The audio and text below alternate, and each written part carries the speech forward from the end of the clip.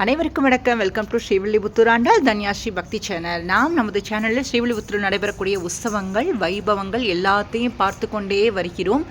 தாயார் மிகவும் அழகாக விசேஷமாக தங்க கவச சேவையில் இருக்காங்க. மிகவும் விசேஷமான ஆளேறும் பல்லாக்குன்னு சொல்லப்படக்கூடிய பல்லாக்கில் தாயாரோட சேவையை பார்த்துட்ருக்கோம். ரொம்ப அழகான சேவை. இதற்கு ப்ரீவியஸ் வீடியோலலாம் எண்ணெய் காப்பு வைபவத்தை பற்றிலாம் பார்த்துருந்தோம். அன்றைய சமயங்களெல்லாம் தாயார் எப்படியெல்லாம் பக்தர்களுக்காக அருள் புரிஞ்சாங்கிறதெல்லாம் பார்த்துட்டே வந்தோம். எண்ணெய் காப்பு வைபவத்தின் பொழுது தாயாரின் திருமுக மண்டலத்தில் ஏற்படக்கூடிய மாற்றங்களையும் நம்ம அனுபவித்து சேவித்தோம். பார்க்காதவங்க ப்ரீவியஸ் வீடியோவை மறக்காமல் பாருங்கள். ப்ரீவியஸ் வீடியோஸ் லிங்க் எல்லாமே டிஸ்கிரிப்ஷனில் கொடுக்குறேன், மறக்காமல் செக் பண்ணி பாருங்கள். தாயார் அனைவருக்கும் கிருபை பண்ணக்கூடியவ. பூக்களுக்கு கூட, தாழம்பூவுக்கு கூட எவ்வளவு இறங்கி கிருபை பண்ணியிருக்காங்கிறதெல்லாம் ப்ரீவியஸ் வீடியோவில் அனுபவித்தோம்.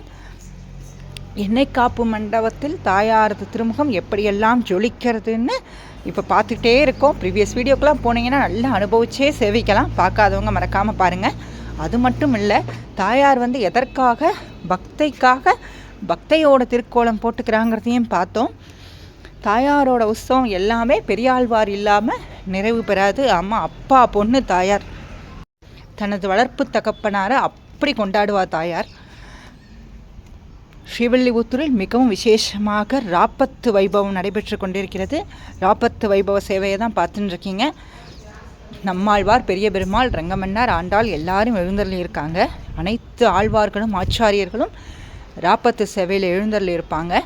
இந்த ராப்பத்து சேவையில் கூட பாருங்கள், மற்ற ஆழ்வார்கள் ஆச்சாரியர்கள்லாம் ஒரு வரிசையில் இருந்தாலுமே பெரியாழ்வாருக்கு தனியாக ஒரு சிம்மாசனம். ஏன்னா அவர் ஆழ்வார் மட்டும் இல்லை, பெரிய பெருமாளுக்கு மாமனாரும் என்பதால் தான் போல். அம்மா, ஆண்டாள் இருக்கிற இடத்துல பெரியாழ்வாரை கொண்டாடித்தானே ஆகணும். அடுத்ததாக தை 1ஆம் தேதி மிகவும் விசேஷமாக எண்ணெய் காப்பு நடைபெறும். இந்த மார்கழியில் தானே எண்ணெய் காப்பு வைபவம்னு சொன்னோம். தாயார் நோன்பு இருக்காங்க, அதற்காக நீராட சொல்கிறாங்க. எண்ணெய் காப்பு வைபவம் பெரியாவிடை முதல் 8 நாட்கள் அப்படின்னு சொல்லி பார்த்துட்டே வந்தோம்.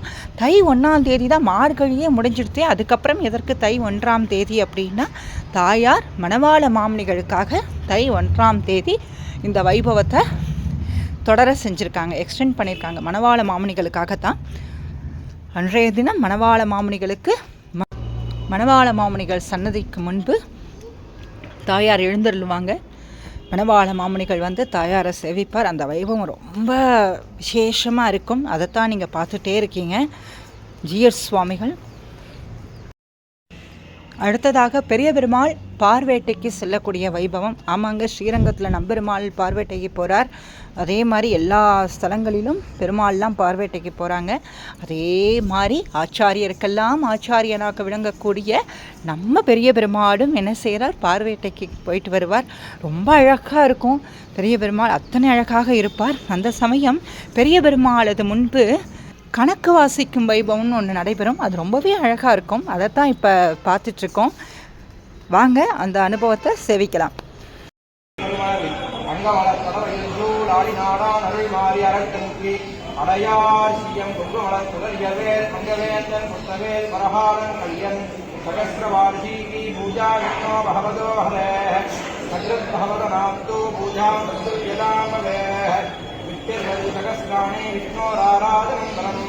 ஆராதனானாம் சர்வேஷாந்தி ஆராதனம் கரம் திருவானடியார் சமமாகாரியம் சுத்தியாலே பரிகரணம் கடவுள் கொண்டு போனார்கள்.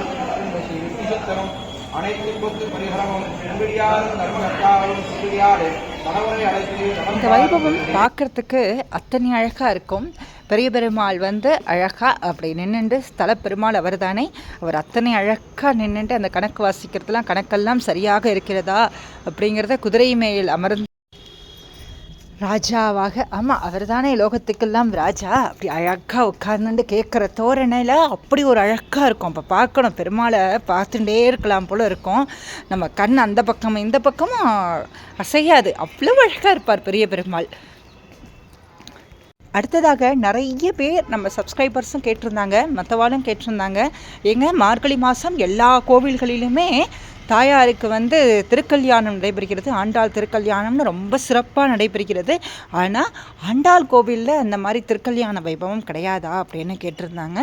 ஆண்டாள் கோவிலில் திருக்கல்யாண வைபவம் உண்டு. எப்பொழுதுனா மார்கழி மாதம் ஆண்டாள் கோவிலில் திருக்கல்யாண வைபவம் நடைபெறாது.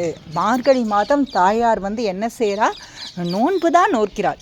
அவள் வந்து கண்ணனை அடையணும், பெருமாள் அடையணும்னு சொல்லி நம்ம எல்லாருக்கும் வழிகாட்டுறா. அது மட்டும் இல்லாமல் அவள் என்ன செய்கிறா, மார்கழி மாதம் இங்கு நோன்பு நோக்கிறாள். பக்தையாக இருந்தவள் என்ன செய்கிறா, நோன்பு தான் நோக்கிறாள். ஆனால் திருக்கல்யாண வைபவம் என்பது இங்கு பங்குனி மாதம்தான் மிக சிறப்பாக கொடியேற்றத்தோடு 10 நாள் உற்சவம் அத்தனை சிறப்பாக நடைபெறும். பங்குனி மாதம்தான். எதற்காக மார்கழி மாதம் இல்லாமல் பங்குனி மாதம்னா, அப்போ தாயார் வந்து சொன்னாங்களே, நாங்கள் கண்ணனை பார்த்துட்டோம், கண்ணன் கிருபை பண்ணிட்டாருன்னா திருப்பாவையில் சொன்னாங்களே, அப்படின்னா ஏன் மார்கழி மாதம் திருக்கல்யாண வைபவம் ஸ்ரீவில்லிபுத்தூரில் நடைபெறுவதில்லை அப்படின்னு எல்லாருமே கேட்குறோம். நம்ம கேள்விக்கான பதிலும் இருக்குது. தாயார் பெருமாளோட கதைகளை கேட்டு கேட்டு, கிருஷ்ணரோட கதைகளை கேட்டு கேட்டு கேட்டு தான் பெருமாள் மேலே அதிகப்படியான பக்தியை வளர்த்துண்டாங்க அப்படின்னு நம்ம எல்லாருக்குமே தெரியும். தாயார் என்ன செய்கிறா, பெருமாளை நினச்சி நோன்பு நோக்கிறாள். பெரிய பெருமாளை ஆச்சாரியனாக ஏற்றுக்கொண்டு, பெரிய பெருமாள் தான் அவளுக்கு வந்து மிகப்பெரிய ஆச்சாரியன். அவள் வந்து பெரிய பெருமாள் சொல்வது போல தான் அவள் என்ன செய்கிறா, எல்லாமே பண்ணுறா. அதனால தான் இன்றளவும் பெரிய பெருமாள் சன்னதிக்கு போய் பிரியாவிடை சமயத்தில் நான் நோன்பு நோக்க போகிறேன் அப்படின்னா பெரிய பெருமாள்கிட்ட உத்தரவு வாங்கிட்டு தான் தாயார் என்ன செய்கிறா, நோன்பே நோக்கிறாள். அவள் திருப்பாவை பாடியதற்கு இறங்கி பெருமாள் என்ன செஞ்சிட்டார், தாயாரே உனக்கு நான் வரம் தந்தோம் என்ன செய்கிறா, ஆண்டாளை வந்து கொண்டாடுறா. எப்படி சொல்கிறார் பெருமாள் வந்து, அவளை மனதார தாயாராக ஏற்றுக்கொள்கிறேன், பிராட்டியாக அவளுக்கு அந்தஸ்தும் கொடுக்குறேன்னு சொல்லிட்டார். கல்யாணமும் என்ன செஞ்சிடுச்சுன்னா ஸ்ரீரங்கத்துக்கு வர சொல்கிறார் பெருமாள். தாயார் போய் பெரியாழ்வார்கிட்ட சொல்கிறாங்க, இந்த மாதிரி பெருமாள் வந்து எனக்கு கிருபை பண்ணுறேன்னு சொல்லிட்டாருப்பா, நான் நினச்ச மாதிரி நான் அந்த ஸ்ரீரங்கம் ரங்கநாதரையை கல்யாணம் பண்ணிக்க போகிறேன்னு சொல்கிறா. உடனே பெரியாழ்வார் சொல்கிறார், சரி வான்னு சொல்லி பெரியாழ்வாரும் என்ன செய்கிறாரா, ஸ்ரீரங்கத்துக்கு அழைச்சி சொல்கிறார் தாயாரை.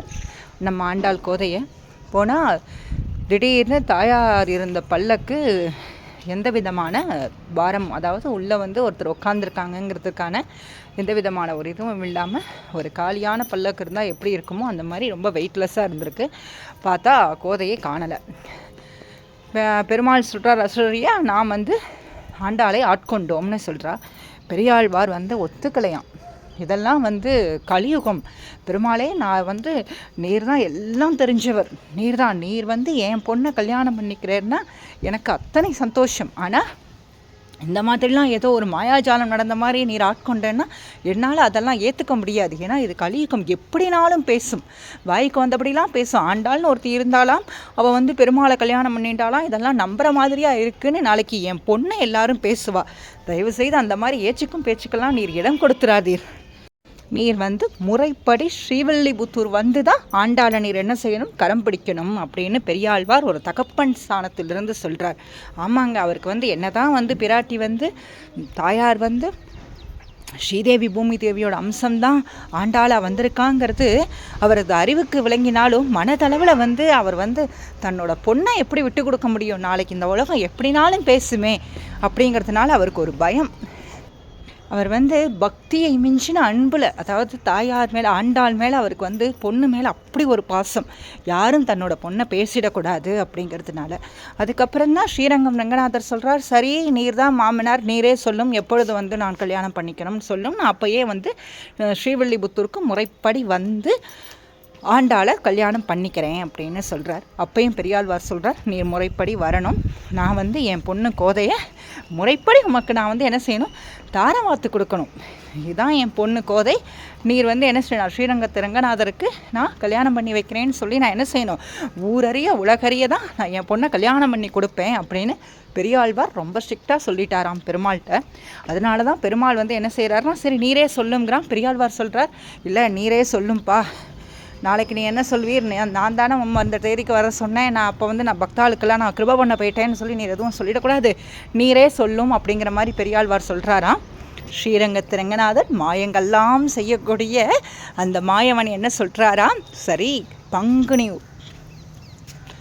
மாதம் உத்திர நட்சத்திரத்து அன்று தாயாரை நான் கரம் பிடிக்கிறேன் அப்படின்னு சொல்கிறாராம்.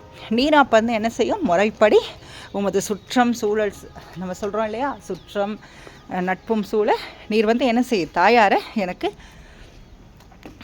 தாரம் வாத்து கொடுங்கோ அப்படின்னு பெருமாளும் சொல்லிடுறார். அதனால தான் இங்கே மார்கழி மாதம் கல்யாண வைபவம் கிடையாது. திருக்கல்யாண வைபவம் என்பது பங்குனி மாதத்தில் தான். பங்குனி மாதத்தில் வரக்கூடிய உத்திர நட்சத்திரத்து அன்னைக்கு மட்டும்தான் தாயாரது திருக்கல்யாண வைபவம் ரொம்ப விசேஷமாக நடைபெறும். 10 நாள் திருவிழா அத்தனை அற்புதமாக நடக்கும். பங்குனி மாதம் வந்துட்டே இருக்கு. 2 மாதம்தான் பங்குனி மாதம் வந்துடும். நம்ம அன்னை லோகமாதா ஆண்டாளோட திருக்கல்யாண வைபவத்தை நாம் கூடியிருந்து குளிர்ந்தேலோரம்பாவாயின் தாயார் சொன்னாலே அதே மாதிரி நம்ம எல்லாரும் அனுபவிப்போம். அதனால தாங்க இங்கே மார்கழி மாதம் திருக்கல்யாண வைபவம் கிடையாது. இங்கு பங்குனி மாதம்தான் திருக்கல்யாண வைபவம். சரிங்க, உங்கள் ஃப்ரெண்ட்ஸ் ரிலேட்டிவ்ஸ் எல்லாருக்கும் நம்ம சேனலை சப்ஸ்கிரைப் பண்ணுங்கள். இது வரைக்கும் சப்ஸ்கிரைப் பண்ணாதவங்க நம்ம சேனலை சப்ஸ்கிரைப் பண்ணிக்கோங்க. பக்கத்தில் இருக்கிற பெல் ஐக்கான் கிளிக் பண்ணிக்கோங்க. அப்போ தான் நம்ம போடுற எல்லா வீடியோஸும் உடனுக்குடனே விசிபிள் ஆகும். நன்றி. ஸ்ரீ ஆண்டாள் திருவடிகளே சரணம். ஸ்ரீ பெரிய பெருமாள் திருவடிகளே சரணம். ஸ்ரீ குருநாதர் திருவடிகளே சரணம்.